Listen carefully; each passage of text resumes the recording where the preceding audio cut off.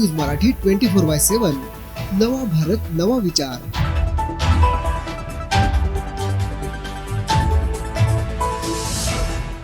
नमस्कार रसिक हो, मी शिल्पा न्यूज 24 मराठीच्या लक्षवेध या कार्यक्रमात आपले मनापासून स्वागत करते। आजचा विषय खरं तर खूप वेगळा आहे। वेगळा यासाठी म्हणेल, बऱ्याच वर्षापासून आवाजाच्या क्षेत्रात कार्यरत असणारे तज्ज्ञ व्हॉइस मॉड्युलेशन कोर्स याबद्दल माहिती देण्यासाठी आपले स्टुडिओत आले आहे। अल्टिमेट व्हॉइस अकॅडमीचे संचालक दीपक वेलणकर सर। नमस्कार सर, न्यूज 24 मराठीच्या लक्षवेध या कार्यक्रमात आपले मनापासून स्वागत। नमस्कार सर, सर्वात महत्त्वाचे म्हणजे तुम्ही एक अकॅडमी चालवता। त्यात निवेदन, सूत्रसंचालन, सादरीकरण, डबिंग, व्हॉइसिंग, कथाकथन या सर्वांसाठी शास्त्रशुद्ध प्रशिक्षण तुम्ही देताय। खरं तर आवाजाची साधना करण्याचे जे शास्त्र आहे, तंत्र आहे, याबद्दल थोडंसं काय सांगाल? छान। आवाजाची साधना म्हणजे नेमकं काय, तर आपण त्याच्या इंग्रजी शब्दापासून जर सुरुवात केली तर आपल्याला लगेच कळेल की इंग्रजीमध्ये त्याला व्हॉइस कल्चर असं म्हणतात। व्हॉइस म्हणजे आवाज आणि साधना याचा अर्थ कल्चर।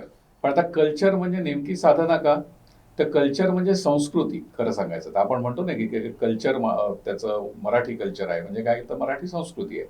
पण कल्चर येतं कशातून, तर अनेक प्रकारचे जे संस्कार एकत्र येतात त्यावेळेला जे निर्माण होतं त्याला आपण संस्कृती असं म्हणतो। म्हणजे गुढीपाडव्याला शोभायात्रा काढायची किंवा गुढी उभारायची, हे काय कोणी सांगितलेलं नाही आपल्याला, हे काय कुठल्या पुस्तकात लिहिलेलं नाही असं केलंच पाहिजे म्हणून। पण हा एक आपल्यावरचा संस्कार आहे, तो संस्कार आपण पाळला, वर्षानुवर्ष पाळला आणि मग त्यातून ती तयार झाली ती संस्कृती। म्हणून आज आपण गुढीपाडव्याला गुढी उभारतो। थोडक्यात सांगायचं झालं तर आवाजाच्या वरती करायचे संस्कार म्हणजे व्हॉइस कल्चर। आता हे संस्कार कसे असतात हे दोन पद्धतीने मला सांगता येतील। एक तर आवाजाचा उद्भव म्हणजे आवाज जो बाहेर पडतो आपल्या गळ्यातनं, हा केवळ गळ्यातनं बाहेर पडणारा म्हणजे मेकॅनिकल गोष्ट आहे असं नाही, तर आपल्या सायकोलॉजीशी म्हणजे आपल्या मानसशास्त्राशी त्याचा जवळचा संबंध आहे। त्याच्यामुळे यामध्ये करायचे जे व्यायामाचे प्रकार असतात हे शारीरिक पातळीवरचे पण असतात आणि मानसिक पातळीवरचे पण आहे। मानसिक अशासाठी की गळ्यामध्ये आत तयार होणारा आवाज हा चांगला आहे, पण तो चांगल्या पद्धतीने काढायचा किंवा जिथे आवश्यक असेल तशा पद्धतीने काढला गेला पाहिजे, हे सांगण्याचं काम मात्र मेंदू करत असतो। त्यामुळे मेंदूला तसं सांगता येणं हे महत्वाचं आहे, त्यासाठी त्याला शिकवावं लागतं। आणि मग गळ्याने काढायचा आवाज यासाठी गळ्याला तसं वागायला पाहिजे, त्यामुळे ते कसं वागायचं हे गळ्याला सांगावं लागतं। म्हणून दोन पातळींवरती हे व्यायामाचे प्रकार असतात, शारीरिक पातळीवर आणि मानसिक पातळीवर। हे सगळे एकत्र आले की जे तयार होतं ते आवाज साधना किंवा आवाज जोपासना शास्त्र। आता हे स्वतःहून तयार झालेलं असं शास्त्र नाहीये, तर अनेक शास्त्र मिळून तयार झालेलं आहे। उदाहरणार्थ मी जेव्हा गळ्यातनं आवाज काढतो त्यावेळेला गळ्यामधले काही मसल्स आहेत ते पुढे मागे होत आहेत, त्यातून ध्वनीची निर्मिती होतीये किंवा श्वास बाहेर पडतोय म्हणजे शरीरशास्त्र आलं।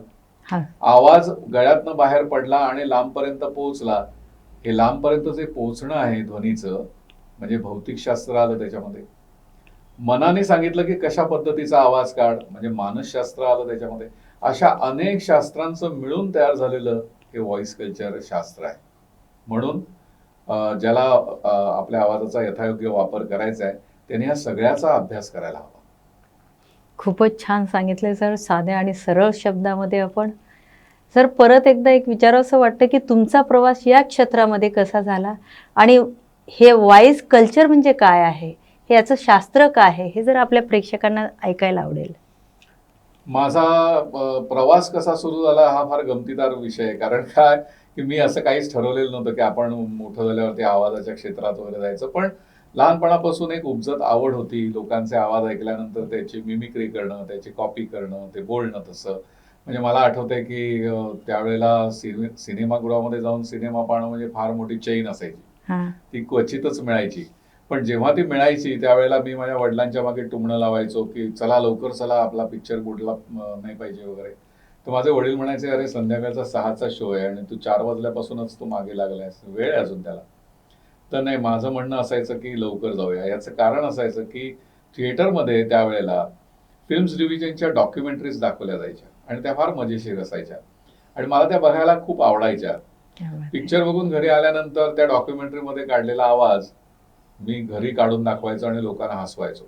त्यावेळेला मला एक साधारण एक अंदाज आला की अरे आपल्याला हे जमतंय, बऱ्यापैकी जमतंय. पण ते ते सुद्धा एक छंद म्हणूनच होतं. ते असं काही ठरवलेलं नव्हतं की या क्षेत्रामध्ये उतरायचं. पुढे असं झालं की आकाशवाणीवरनं एक जाहिरात प्रसारित व्हायला लागल्या. तेव्हा तर सगळ्यांच्या घरोघरी रेडिओ होते, त्यामुळे रेडिओच ऐकला जायचा. तर ती जाहिरात अशी होती की कामगार सभा विभागामध्ये काम करण्याकरता नवीन आवाज हवेत, नवीन लोक हवे आहेत, तर त्यासाठी ज्यांना इच्छा असेल त्यांनी संपर्क साधावा. माझ्या वडिलांनी ती जाहिरात ऐकली आणि मला सांगितलं की बाबा असं असं आहे, तुला आवड आहे ना, जा बरं तिकडे जाऊन बघ काय आहे. मी गेलो आकाशवाणीमध्ये. तर त्यांनी सांगितलं की तुम्हाला परीक्षा द्यावी लागेल. म्हटलं बरं ठीक आहे. मग परीक्षा दिली, ती पास झालो. जनरल नॉलेजची परीक्षा असते, ती झालो पास. मग माझ्या आवाजाची चाचणी घेतली की तुमचा आवाज हा प्रसारण योग्य आहे का तपासायचं आहे. तीही दिली, त्यातही पास झालो. पण त्यानंतर मग पुढे काहीच घडलं नाही. म्हणजे आकाशवाणीने मला काही बोलवलं नाही किंवा मी आकाशवाणीकडे जाऊन चौकशी केली नाही. तेव्हा फोन घरोघरी नव्हते, त्यामुळे प्रत्यक्ष जाऊन करायची किंवा दुसऱ्या कोणाच्या तरी फोनवरनं करायची अशीच पद्धत. आणि एक दिवस मला आकाशवाणीमधनं तार आली की तात्काळ येऊन भेटा. बरं, त्या गमतीचा भाग असा आहे की त्या तारेवरचा माझा जो पत्ता लिहिलेला होता तो संपूर्णपणे चुकलेला होता. म्हणजे माझ्या इमारतीचं नाव नव्हतं, माझ्या घर क्रमांक वगैरे सगळंच चुकलेलं होतं. फक्त पिनकोड नंबर बरोबर होता. आणि त्या पोस्टमनचे आभार मानले पाहिजेत, कारण त्यांनी कसं काय शोधून माझं घर बरोबर आणून ती दिली आणि ते तात्काळ येऊन भेटा असं दिलेलं होतं. मी ती तार घेतली आणि आकाशवाणीमध्ये गेलो. तिथे मालती माने नावाच्या बाई होत्या. त्या म्हणाल्या, अहो तुम्हाला एवढ्या तारा वगैरे पाठवल्या, एवढी पत्र पाठवली, तुम्ही येत नाही, तुम्हाला काही इंटरेस्ट नाहीये का? तर म्हटलं नाही तसं नाही, पण मला काही मिळालेलंच नाही, ही पहिली तार मिळाली आहे. काय म्हणता? म्हणे हो. म्हणे पाठवलं होतं आम्ही तुम्हाला. म्हणजे तुम्हाला आहे काय, याची इच्छा आहे का? म्हटलं हो आहे अर्थातच. बरं मग असं करा, उद्यापासूनच सुरुवात करा. तर मी घाबरलो, कारण मला तर काहीच माहिती नव्हतं आकाशवाणीतलं. तर म्हटलं पण मॅडम मला काहीच माहिती नाहीये. अहो ते ट्रेनिंग आज देतो ना तुम्हाला मी एक माणूस. तर त्यावेळेचा ड्युटीवरती असलेला एक जोशी नावाचा मुलगा होता. तर त्याला सांगितलं हे बघा हे आलेले आहेत नवीन, यांना जरा शिकवा. त्या जोशीने मला फक्त ते स्कूल कशी लावायची, गाणं कसं वाजवायचं, मध्ये मध्ये काय बोलायचं असतं हे दाखवलं. आणि दुसऱ्या दिवशी दसरा होता. दसऱ्याच्या दिवशी मी ब्रॉडकास्टिंग केलं या एका दिवसाच्या ट्रेनिंगवरती.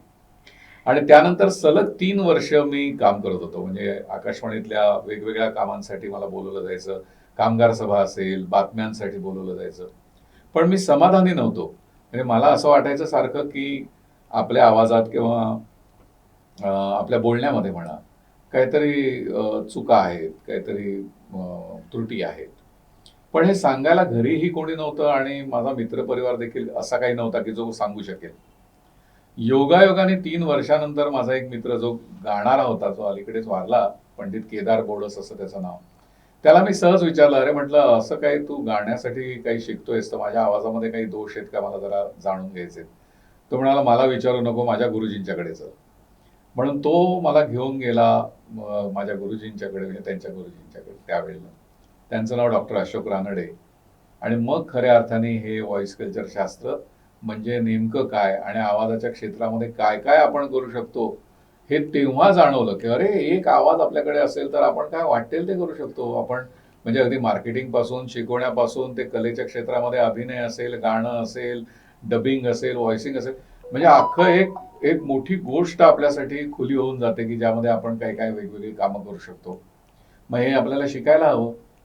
मग जे शिक्षण सुरू झालं ते फार म्हणजे आनंददायी होतं, कारण त्यामुळे मला पुढे काय करायचंय हे लक्षात आलं. आणि आवाजाच्या क्षेत्रामध्ये येण्यासाठी किंवा आपला आवाज परिणामकारकतेने वापरण्यासाठी हे शास्त्र तुम्हाला मदत करतं आणि म्हणून ते शिकायला पाहिजे. यासाठी तर पोस्टमनचे आभारच मानायला पाहिजेत की खरंच मानायला पाहिजे. त्यांनी पिनकोड पाहून इथपर्यंत पोहोचले. आणि ती तार अजूनही माझ्या फाईलला आहे बरं का, क्या मी बात ती आहे. सांभाळून ठेवलेली.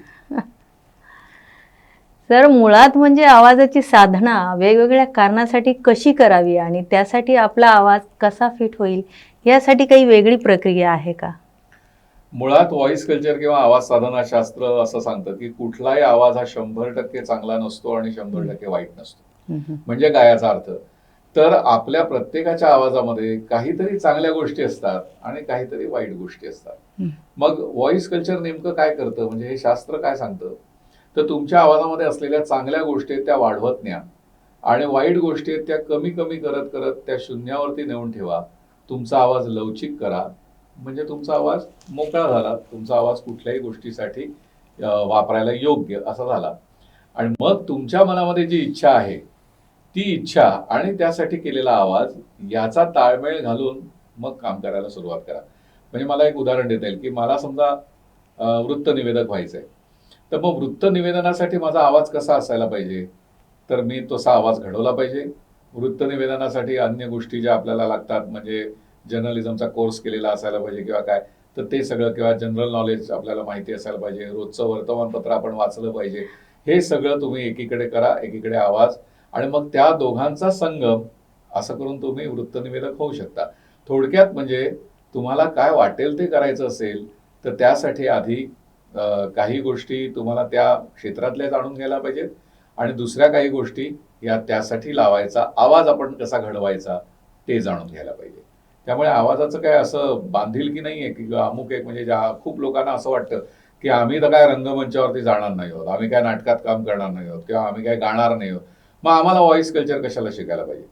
एक म्हाताऱ्या बाई माझ्याकडे आल्या आणि मला म्हणाल्या की अहो आता तर माझं वय झालं, आता मी व्हॉइस कल्चर शिकून काय करणार आहे.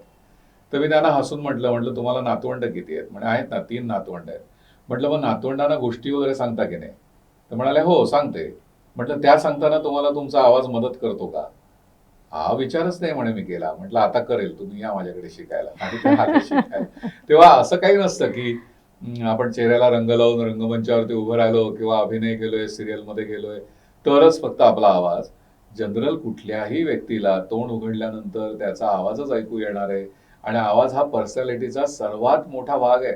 एक वेळ तुम्ही मेकअप कराल, तुम्ही काय म्हणूया चांगले कपडे घालाल, दिसण्यासाठी काय काय प्रयत्न कराल, परंतु ज्या वेळेला तोंड उघडाल त्यावेळेला तुम्ही नेमके कोण आहात हे समोरच्या माणसाला बरोबर कळतं. त्यामुळे ज्याला व्यक्तिमत्व विकास करायचा आहे त्यांनी आवाजापासून खरं म्हणजे सुरुवात करावी. खूप छान सर, पण त्याच्यासाठी अपडेट राहायला पाहिजे. विशेष म्हणजे आवाज चांगला करण्यासाठी काही टेक्निक व्यायाम आहेत का.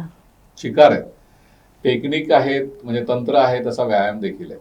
मी मगाशी म्हटलं त्याप्रमाणे की तुम्हाला शारीरिक पातळीवरती जर काही व्यायामाचे प्रकार करायचे असतील, म्हणजे करावेच लागतात राहतात, तर त्यासाठी आवाज निर्मितीमध्ये भाग घेणारे जे जे आहेत घटक आपल्या शरीरामधले, त्या सगळ्यांना सुदृढ कसं करता येईल ते बघावं लागतं. त्यामध्ये पहिला भाग येतो, पहिला व्यायाम जर कोणाला शिकवायचा असेल तर तो जिभेला शिकवावा लागतो. कारण जीभ आपली जशी हलते तसे आपले उच्चार होणार आहेत, आणि उच्चार जर चुकीचे असतील तर तुम्ही कितीही तुमचा आवाज चांगला असला तरी समोरचा माणूस ते ऐकून घेणार नाही. त्यामुळे आधी तुमचे उच्चार चांगले असायला पाहिजे, ते अचूक असायला पाहिजे. हा भाग आहे. त्यामुळे मग जिभेवरती संस्कार करणं आलं. नुसती जीभ नाही तर गाल आणि ओठ हे सुद्धा तुमच्या आवाज निर्मितीमध्ये तुम्हाला मदत करत असतात. त्यामुळे ओठांचे व्यायाम आले, गालाचे व्यायाम आले. बरं, मान, कारण मानेमध्ये तर मान आणि गळा याच्यामध्ये तर तुमचं स्वरयंत्र आहे. त्यामुळे जर स्वरयंत्राच्या आजूबाजूचे मसल्स जर व्यवस्थित चालत नसतील तर हवा तसा आवाज निर्मिती करण्यासाठी आपल्याला मदत होणार नाही. त्यामुळे मानेचे आले, छातीचे आणि पाठीचे पण आले. याचं कारण सांगतो की फुफ्फुस आपली छातीमध्ये आहेत, आणि आपलं आवाजाचं यंत्र म्हणजे स्वरयंत्र चालतं कशावर, तर केवळ हवेवर चालतं. मग आता ही हवा येणारे कुठून, फुफ्फुसातनं. त्यामुळे तुमचं ब्रीदिंग म्हणजे श्वासोच्छवास हा देखील चांगला असायला पाहिजे. थोडक्यात म्हणजे श्वास आला, छातीचे व्यायाम आले, पाठीचे आले, मानेचे आले, गळ्याचे आले, गालाचे, ओठांचे, जिभेचे, हे सगळे व्यायाम तुम्हाला करायला हवेत जर तुम्हाला शारीरिक पातळीवर व्यायाम करायचे असतील तर. आता मानसिक पातळीवरती करायचे असतील तर खूपच व्यायाम करायला पाहिजेत, कारण अर्धे अधिक लोक असतात ते नकारात्मक विचार घेऊनच फिरत असतात जगामध्ये. तेव्हा आधी सकारात्मक विचार कसा घ्यायचा, आपल्याला अमुक एक गोष्ट नाहीच घडणार असं का म्हणायचं, घडेल असं आपण का म्हणत नाही. आपण घरातनं बाहेर पडताना असा विचार करतो आज गाडीला खूप गर्दी असेल, चढायलाच मिळणार नाही, पण आपण असा का विचार करत नाही आज गाडीला अजिबात गर्दी नसेल, मी स्टेशनवरती गेल्यावरती रिकामी गाडी येईल, मला सहजपणे आतमध्ये चढायला मिळेल, आणि नुसतं चढायला मिळणार नाही तर विंडो सीट मिळेल, असा विचार आपण का नाही करत. थोडक्यात म्हणजे आपण आपल्या मनाला देखील शिकवावं लागतं, आणि म्हणून मनाचे व्यायाम देखील शिकावे लागतात. आता तिसरा भाग येतो तो म्हणजे तंत्राचा, कारण प्रत्येक गोष्टीसाठी एक वेगळं तंत्र असतं. मला जर बातम्या वाचायच्या असतील तर तंत्र वेगळं आहे, मला जर निवेदन सूत्रसंचालन करायचं असेल तर तंत्र वेगळं आहे, मुलाखत आत्ता जशी तू घेतेस तशी मुलाखत घ्यायची असेल तर त्याचं तंत्र वेगळं आहे, डबिंगचं तंत्र वेगळं आहे, व्हॉइसिंगचं तंत्र वेगळं आहे, अभिनयाचं वेगळं आहे, गाण्याचं वेगळं आहे. थोडक्यात म्हणजे ज्या क्षेत्रामध्ये तुम्हाला जायचंय त्या प्रत्येकाचं काहीतरी एक तंत्र असतं. भाषणाचं सुद्धा तंत्र आहे. आपण पाहतोय आता निवडणुकांच्या अगोदर लोकांची भाषणं, पुढाऱ्यांची भाषणं, प्रत्येकाची एक वेगळी स्टाईल आहे. त्या स्टाईलमुळे लोकांना तो नेता आवडत असतो. तेव्हा ही स्टाईल नेमकी कशी आहे त्याचा आपण अभ्यास करायला पाहिजे. कोणी सलग अख्खच्या अख्खं वाक्य म्हणतं, कोणी बोलता बोलता पॉझेस घेतं, कोणी फॅक्टची मांडणी करतं, कोणी आपल्या आवाजाचा चढ उतार इतका जोरदारपणे ठेवतं की समोरचा माणूस एकदम भारावून जातो आणि टाळ्या वाजवतो. हा जो भाग आहे की नाही, म्हणजे हा तंत्राचा भाग आहे आणि हा शिकून येऊ शकतो. थोडक्यात सांगायचं तर तंत्र हे कोणालाही शिकून येऊ शकतं. त्याच्यातलं जे शास्त्र आहे ते मात्र जास्त मेहनत घेऊन शिकावं लागतं. तंत्र म्हणजे थोडक्यात पूर्वीच्या काळी SSC झाल्यानंतर पहिला भाग काय असायचा, तर टायपिंगच्या कोर्सला आपली नावं घालायचे आई वडील, नाही का, जायचं आणि पहिल्यांदा टायपिंग करायचं. आता टायपिंगला तू जरी गेलीस किंवा मी जरी गेलो तरी कोणी जरी गेलं तरी सुद्धा एकाच पद्धतीने बोटं वापरली जातात. ASDF, सेमिकॉलम, LKJ. आता हे तू गेली म्हणून वेगळी बोटं, मी गेलो म्हणून वेगळी बोटं असं नाहीये. हे तंत्र आहे. हे शिकवता येतं, हे शिकता येतं, हे सहजपणे शिकता येतं. कोणी गेलं तरी त्याला येणार आहे आणि त्याला टायपिंग येणार आहे. मग आता शास्त्र किंवा कला कुठे येते त्याच्यामध्ये, तर एखादा माणूस नुसतं पत्र टाईप करत नाही, तर तो त्याच्यावरती शिवाजी महाराजांचं चित्र काढण्याचा प्रयत्न करतो, नाही का. एखादा फॉन्ट घेतो, त्याच्यातलं एखादं बटन वापरून तो तिथे कागदावरती शिवाजी महाराजांचं चित्र काढण्याचा प्रयत्न करतो टाईपरायटरवरती. ती झाली कला, ते झालं शास्त्र. तेव्हा दोन्ही गोष्टी यायला पाहिजे. पण सर, एखाद्याचा आवाज घोगरा असेल किंवा तोत्रेपणा असेल तर या व्यायामाचा फायदा होतो का त्यांना? प्रचंड. आता घोगरा का झालेला आहे ते आधी आपल्याला बघावं लागतं. बऱ्याच वेळेला असंही होतं की हार्मोनल चेंजेसमुळे आवाज घोगरे होतात. म्हणजे जर तुम्ही पाहिलं असेल की प्युबर्टी पिरियड, म्हणजे साधारणपणे एखादा मुलगा एक 10 वर्षा 6-6.5 वर्षापासून ते 16 वर्षापर्यंत त्याचा आवाज एकदम बदलतो. पहिला आवाज असतो तो त्याचा अगदी टिपेचा असतो किंवा थोडासा बारीक असतो, बायकी असतो असं आपण म्हणतो. आणि नंतर तो अचानक घोगरा होतो, त्यालाच कळत नाही की, आणि त्याच्या घरच्या लोकांना पण कळत नाही हे काय नेमकं होतंय. तर ते का होतं, कारण हार्मोनल चेंजेस होतात म्हणून. तसंच बायकांचं सुद्धा एक 45 नंतर 50 नंतर आवाजामध्ये फरक व्हायला लागतो आणि हे सुद्धा पुन्हा एकदा हार्मोनल चेंजेस होतात म्हणून. हे त्याचं मुख्य कारण आहे. पण त्या व्यतिरिक्त सुद्धा आवाज घोगरा होण्यासाठी काही कारणं आहेत. एक उदाहरण देईन की एखादी शिक्षिका असते, तिचा आवाज घोगरा असतो आणि ती ज्या वेळेला शाळेला सुट्टी लागते, म्हणजे एप्रिल-मे महिना, त्यावेळेला तिचा आवाज खूप नाजूक साजूक आणि छान होतो. आणि पुन्हा जून महिना आला की पुन्हा येरे माझ्या मागल्या, पुन्हा आवाज घोगरायला लागतो. असं का होतं बरं? त्याचं कारण असं आहे की आवाज हा एक 50, 60, 70 किंवा काही काही शाळांमध्ये तर 80 मुलं एका वर्गात असतात. 80 मुलांवरती प्रभाव टाकेल, त्यांच्यापर्यंत विषय पोहोचवता येईल अशा पट्टीमध्ये त्या बाईंना बोलावं लागतं. त्यांचं श्वास घेण्याचं गणित आहे तिथे चुकलेलं असतं. त्या अधूनमधून पाणी पिऊन घसा ओला ठेवायला पाहिजे, ते करत नाहीत. आता ह्या सगळ्याचा परिणाम, आणि खडूची धूळ, डस्ट, जाता येताना शाळेमध्ये जाताना काही येताना मैत्रिणी असतात त्यांच्याबरोबर बोलणं, अशा अनेक बाबींमुळे आवाज घोगरा होतो. सुट्टीच्या काळात या सगळ्या गोष्टी बंद होतात ना, त्यावेळेला परत पहिल्यासारखा होतो. त्यामुळे आवाज नेमका घोगरा कशामुळे झालेला आहे किंवा त्याची प्रतवारी ही घसरली आहे, तर ती का घसरलेली आहे हे आधी बघावं लागतं आणि मग शिकवावं लागतं. त्यामुळे आवाज घोगरा होणं याच्यावरती हा भाग झाला. आता तू दुसरा प्रश्न विचारलास की तोत्रेपणा. तर आता हा दोष हा देखील जन्मजात असत नाही, कळलं का. तर मानसिक विकार आहे खरं सांगायचं झालं तर. हा काही शारीरिक विकार नाहीये. ज्या वेळेला माणसावरती तणाव वाढतो त्यावेळेला त्याला एक प्रकारची भीती वाटायला लागते आणि त्याचा परिणाम त्याच्या बोलण्यावरती व्हायला लागतो. मी एक उदाहरण पुन्हा देईन इथे. मला उदाहरणाने, म्हणजे मी शिक्षकी पेशातला असल्या कारणाने मला उदाहरण द्यायला आवडतात. पण मला असं वाटतं की आपल्याला, म्हणजे प्रेक्षकांना ही गोष्ट समजावून सांगायची आहे. तर त्यामुळे माझ्याकडे एक विद्यार्थी आला, अत्यंत हुशार मुलगा होता आणि तो UPSCच्या परीक्षेसाठी बसला होता. तर झालं असं की तो घाबरला, कारण UPSCची परीक्षा क्रॅक करणं, त्याच्यामध्ये पास होणं हे जितकं कठीण आहे, त्याच्यानंतर इंटरव्ह्यूज असतात, म्हणजे मुलाखती घेतल्या जातात. आणि ह्याचा आवाज होता तोत्रा, हा तोत्रा बोलत होता. तर मला म्हणाला, सर मी कदाचित परीक्षा पास होऊ शकेन, त्यासाठीचा अभ्यास मी करतोय, पण मी मुलाखत पास होईन की नाही शक्यता कमी वाटते, कारण मी तोतरेपणाकडे माझं बोलणं आहे. आणि ज्या वेळेला UPSC पास होऊन येतो मुलगा, त्यावेळेला तो डायरेक्ट जिल्हाधिकारी, उपजिल्हाधिकारी वाव. या पोस्टवरती जातो. आता जिल्हाधिकारी जर असा तोत्रा बोलणारा असेल तर तो जिल्ह्याचा कारभार करणार कसा, ही संकल्पना डोक्यामध्ये ठेवून मग तो म्हणाला की मग आता काय करता येईल, मला माझा आवाज हा सुधारायचा आहे, मी तर तोत्रा बोलतो. तर याचं कारण हे कुठेतरी मानसिक आहे हे मला माहीत असल्या कारणाने मी सुरुवातीला तसं भासवून दिलं नाही. मी त्याच्याशी बोलत राहिलो, त्याला शिकवत राहिलो. साधारणपणे एक 4-8 सेशन्स अशीच गेली, मी शिकवत होतो. आणि मी एकदा त्याला म्हटलं की तू असं तोत्र बोलायला लागलेला आहेस, हे तुला आठवतं का कधीपासून बोलायला लागलायस? तर मला म्हणाला, हो सर, मी 4थी मध्ये असल्यापासून मी तोत्रा बोलायला लागलो. तर माझ्या दृष्टीने हा एक पॉझिटिव्ह पॉइंट म्हणून मी त्याच्याकडे पाहिलं. याचं कारण असं आहे की त्या मुलाला आठवत होतं की आपण चांगलं अगोदर बोलत होतो आणि 4थी पासून आपण असं बोलायला लागलेलो. म्हटलं मग काय असं घडलं 4थी मध्ये की अचानक तू तोत्र बोलायला लागलास? तर तो रडायला लागला. तर मी म्हटलं, रडू नकोस, काय कारण आहे मला सांग. तर मला म्हणाला, सर माझे वडील ना दारू खूप प्यायचे म्हणे, आणि दारू पिऊन घरी आले की ते कमरेचा पट्टा काढायचे आणि माझ्या आईला मारायचे.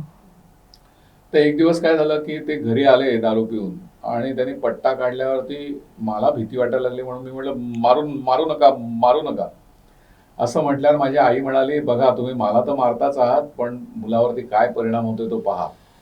या तिच्या वाक्याचा माझ्या वडिलांवरती एवढा परिणाम झाला की ते चप्पल घातली त्यांनी आणि सरळ घराबाहेर निघून गेले.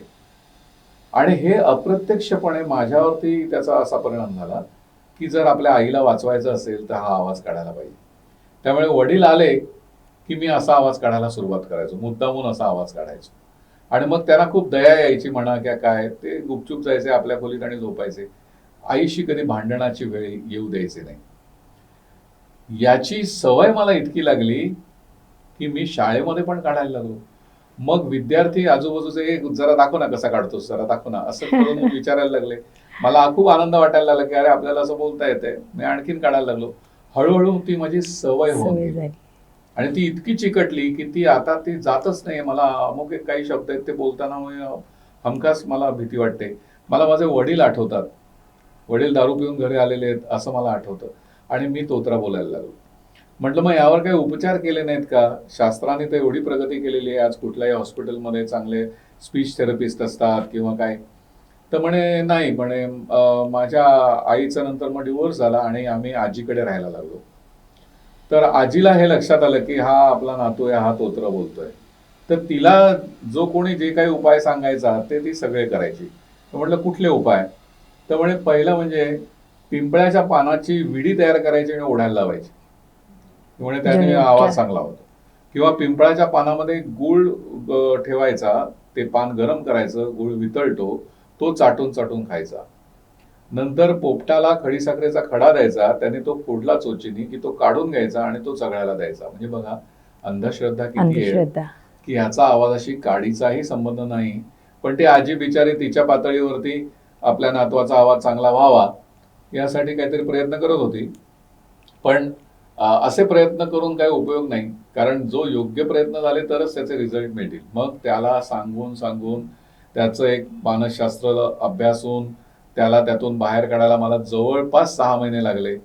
पण तो आज एका जिल्ह्याचा जिल्हाधिकारी झालेला आहे. हा एक आनंदाचा भाग आहे. तर त्यामुळे तोत्रेपणा असेल, बोबडेपणा, कितीतरी लोक बोबडे असतात. अहो याचं कारण आपणच आहोत. आपण आपल्या लहान मुलाशी किंवा घरातल्या लहान बाळाशी बोबडे का आले, कचाय चोनू, काय म्हणतो कसा, अहो तेच त्याच्या कानावरती जाते. तुम्ही जर स्पष्ट बोललात त्याच्याशी, काय म्हणतोस, कसा आहेस तू, जेवला का, तर तो ते ऐकेल आणि गळ्यातनं काढेल. कारण कुठलंही मूल कानाने ऐकलेला ध्वनी गळ्यातनं काढण्याचा प्रयत्न करतं. तुम्हीच जर बोबडे बोललात तर ते बोबडं बोलणारच आहे आणि ते राहणार त्याच्याकडून. तेव्हा काही गोष्टी असतात या मानसिक पातळीवरती आपण विचार करून मग त्या विद्यार्थ्याला शिकवावं लागतं. सरसकट असा अभ्यासक्रम असत नाही की बाबा हे 4 व्यायाम केले आणि आवाज चांगला झाला, तोतरेपणा निघून गेला, बोबडेपणा निघून गेला, घोगरेपणा गेला आणि आवाज गोड झाला, असं नाही होऊ शकत. कारण मी पुन्हा पुन्हा सांगतो की आवाजाचा संबंध हा तुमच्या मनाशी आहे. खूपच छान सर. पण आज तुमच्या आवाजाच्या कार्यशाळेत येऊन त्यांनी शिक्षण घेतलं आणि एवढा अधिकारी पोस्टपर्यंत गेलाय, हो. म्हणजे खूप मोठी गोष्ट आहे ही. पण आपला आवाज चिरंतन काळ टिकून ठेवण्यासाठी काय करू शकतो आपण? हा चांगला प्रश्न आहे. चिरंतन असं काही म्हणता येणार नाही, कारण जोपर्यंत आपल्या शरीरामध्ये जीवनशक्ती आहे तोपर्यंत आवाज चांगला असतो, म्हणजे सादर करण्यासारखा असतो. बाकी खऱ्या अर्थाने आवाज मग कम्युनिकेशन पर्पजसाठी, म्हणजे मला जे म्हणायचंय ते तुझ्यापर्यंत पोहोचवण्यासाठी एवढाच त्याचा उपयोग राहतो, व्यावसायिक दृष्टिकोनातून राहत नाही. मग आपण समजा एक सरासरी वय 80 धरलं प्रत्येक व्यक्तीचं, तर सुरुवातीची 15-20 वर्ष आपली शिकण्यामध्ये असतात, त्यामुळे आपण त्यामध्ये काही करत नाहीत.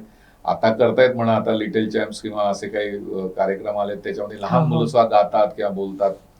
पण एक सर्वसाधारण मूल हे आपण असं म्हणूया की 15 वर्ष पहिली तर काहीच करत नाही.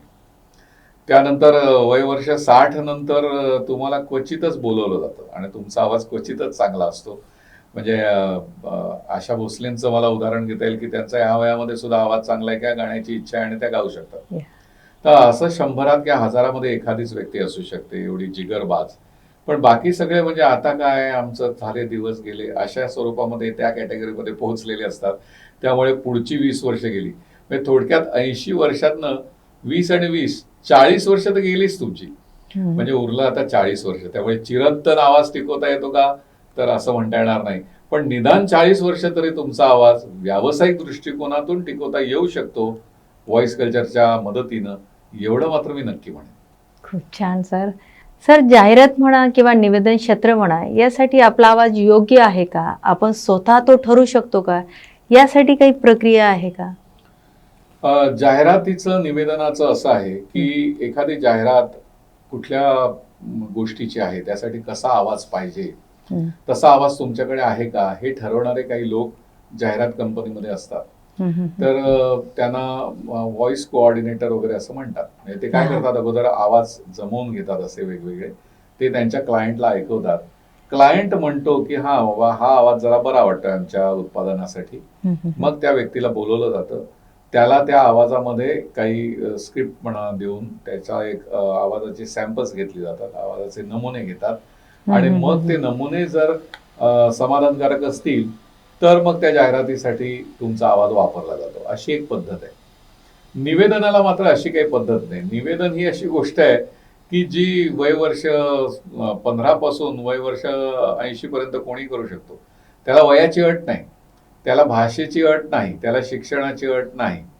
त्यामुळे निवेदनाचा आवाज हा प्रत्येकाचा वेगवेगळा असू शकतो, कारण निवेदनाचा विषय काय आहे त्यानुसार निवेदन करायला पाहिजे. उदाहरण द्यायचं झालं तर मला प्रेमगीतं सादर करायचे तर आवाज तसाच असायला पाहिजे ना, रफ असून चालणार नाही.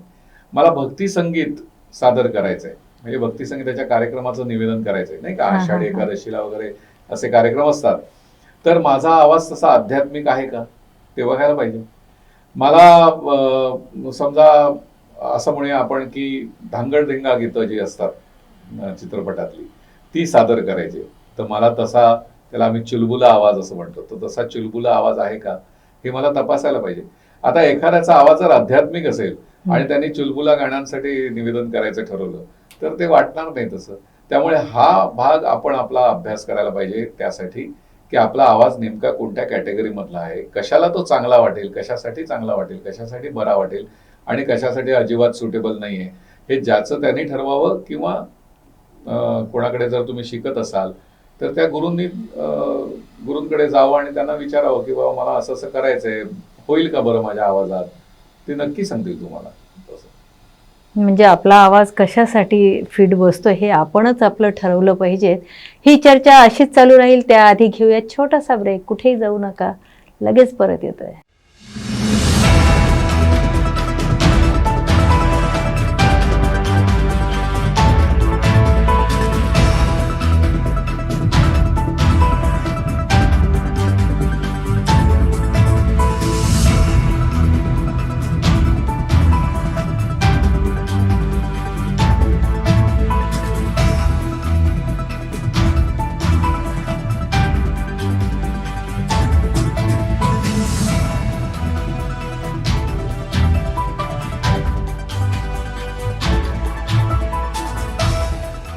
न्यूज मराठी 24/7 नवा भारत नवा विचार.